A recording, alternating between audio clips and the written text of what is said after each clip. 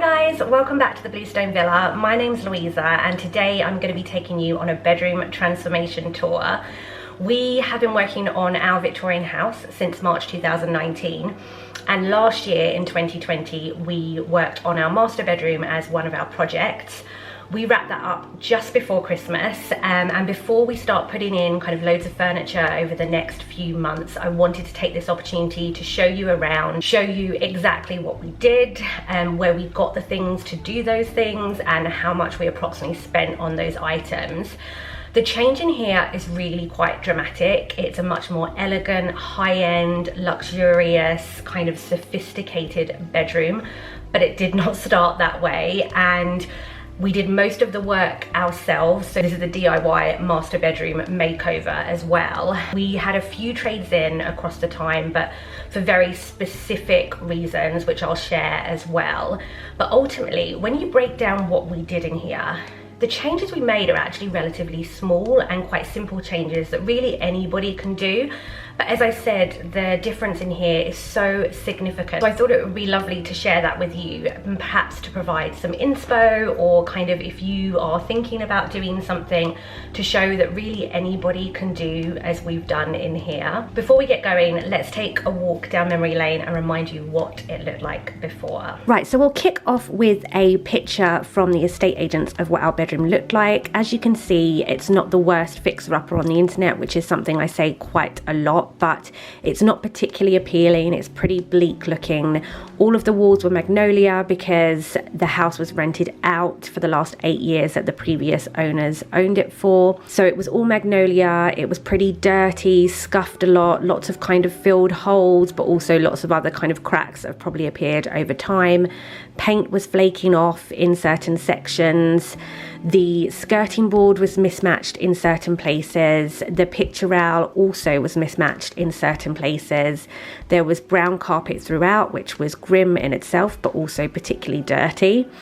The radiator in here wasn't particularly appealing. The windows are UPVC windows. They're absolutely fine. There's nothing that we can fully complain about.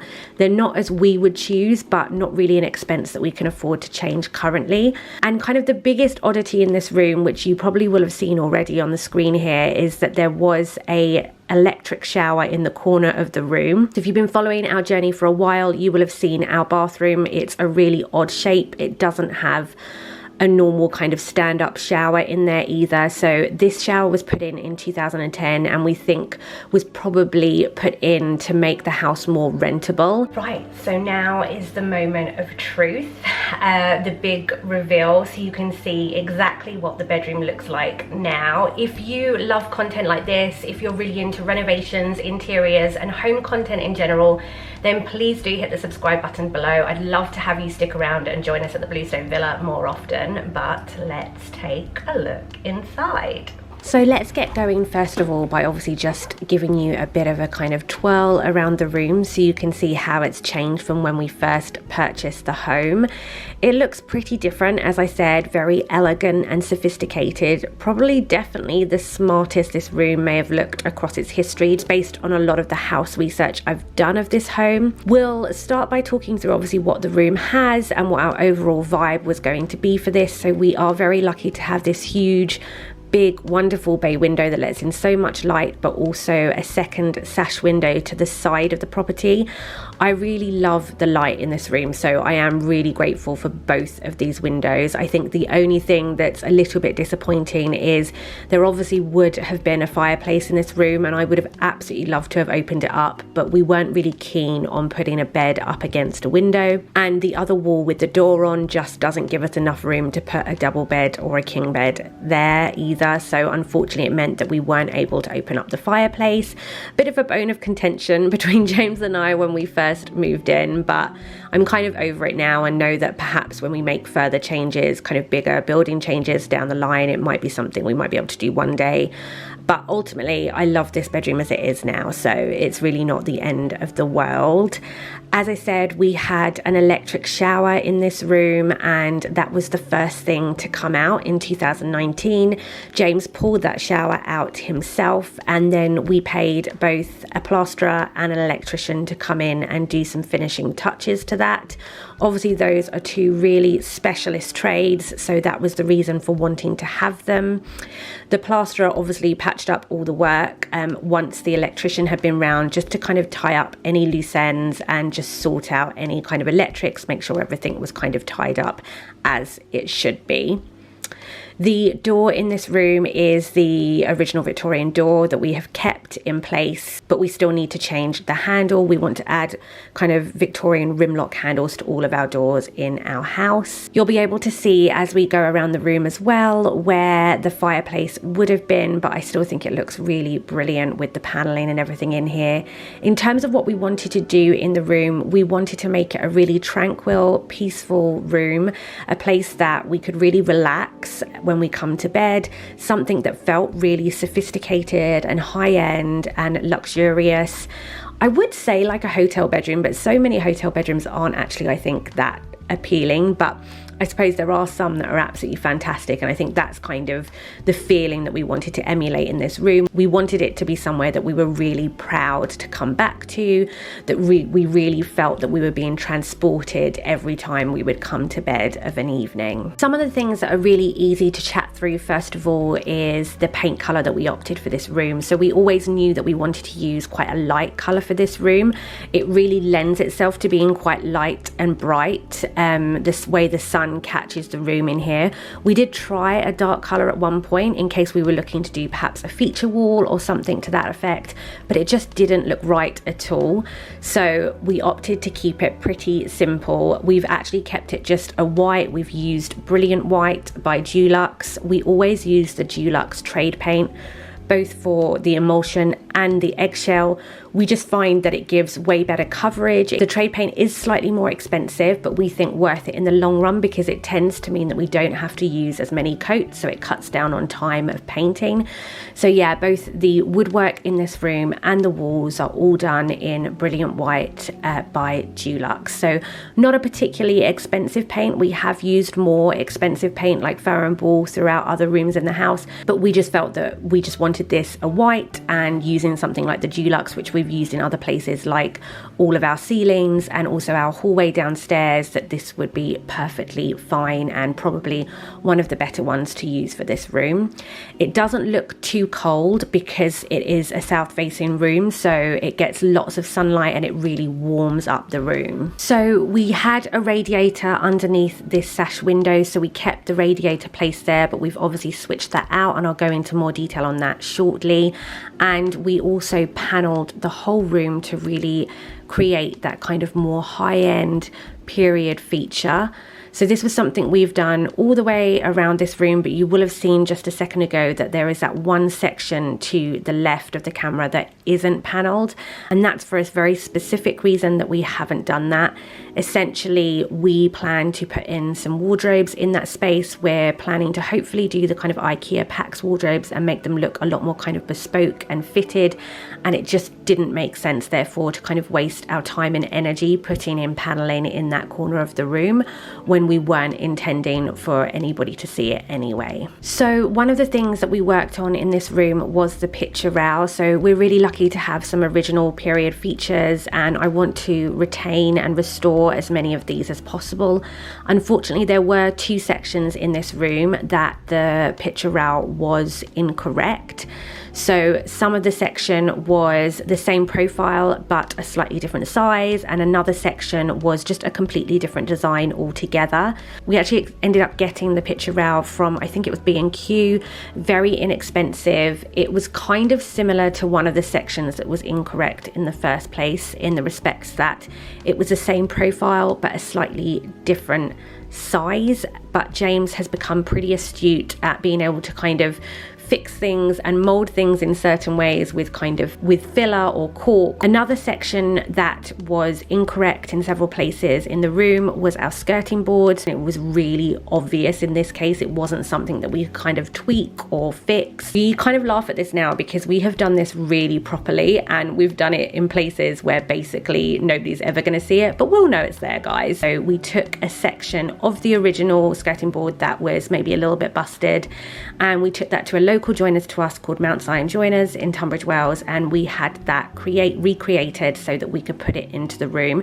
This was definitely the more expensive option, but this cost us about £180. If we'd purchased this through B&Q and got kind of a similar design but not really quite perfect, and obviously replaced the whole room, this probably would have been about half the price. Next up are those dreaded windows. They were a mixture of both kind of a magnolia yellowy colour and white in certain places, so they just really didn't look that smart.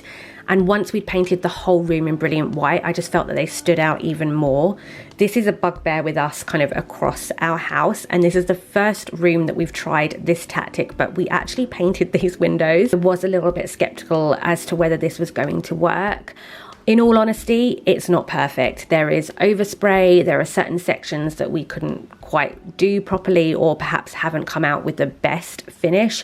But there are also sections that mostly will be covered up by curtains and a curtain rail once it's in place. And I think honestly, when you look at it in the room, it looks brilliant. It's just if you kind of get up a little bit too close, you can kind of see where the floors are still. We used Plasticoat spray paint to do this. It's about £7 to £8 a can. You can buy it in places like Wix, but also online at Amazon. I think I bought this in vintage white for this room. And then we changed out the radiator. So we replaced the kind of unappealing radiator with a cast iron radiator, which is something we've done throughout the house so far. We've bought all of our radiators, including this one, from Cast Iron Radiator Centre. I've been really impressed with the service that I've received from them. And one of the reasons why we purchased from them from the outset was essentially their turnaround time.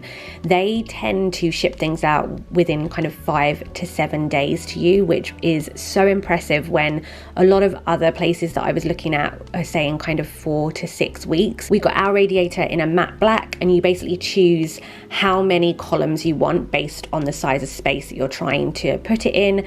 As I said earlier, we put this back in where the original radiator was as well, so we didn't have to kind of move this around.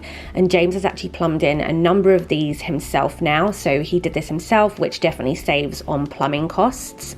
The valves are really beautiful, and these are kind of antique brass, the Warwick valves, I believe they're called. And in terms of cost, we spent around, I think it was around £500 for one of these radiators. And then we also have some brass wall ties as well. As you can see, we've got 2 for all of our radiators just because of the length of them. We think those look kind of perfect. We've also placed this radiator on a plinth. Now, that was a very specific reason. I kind of didn't like the idea of James unplumbing it for the carpet to go in and plumbing it back in, just in case there was any kind of accident. So James actually made this plinth himself. We just got some wood from, we actually got this from kind of a merchant's local to us, but again, you could probably get it from a B&Q or a Wix or something of the like. And he also had some tools to be able to kind of give it a bit of a ridge, and then we just painted it in brilliant white as well. One of the other details in this room that I think really make a huge statement, like the radiator, but actually was really inexpensive in comparison to a lot of the other things that we've spent on in this room, are all of our kind of fixtures and fittings in terms of light switches and plug sockets. So I really loved some that I'd seen on kind of Buster and Punch or Dowsing and Reynolds, but honestly they were hugely expensive and not something that we could really afford to be spending on to do that throughout the whole house, because we do want to keep that consistency in every room. We've got these Click Deco plug sockets and switches. I've got a dimmer for this room.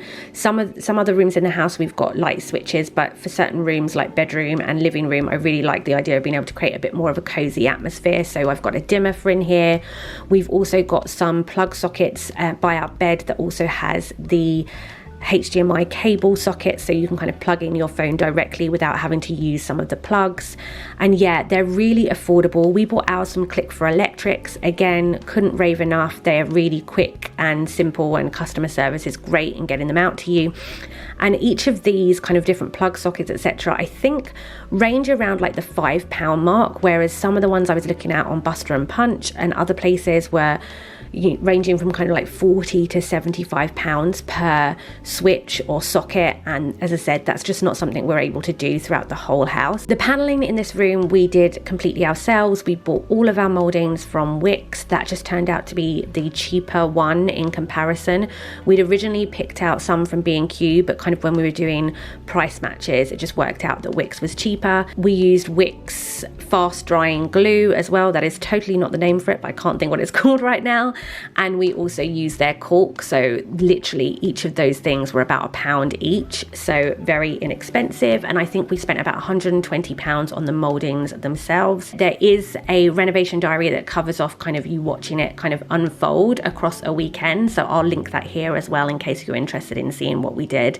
But yeah, we did that all ourselves, and I think this is kind of one of those things, again, that's a really inexpensive thing to do, but really makes a big statement in the room. And this was kind of one of the final elements that we did in this room, and it totally transformed the space. Like, we thought the room looked nice before, and then all of a sudden this just took it to the next level.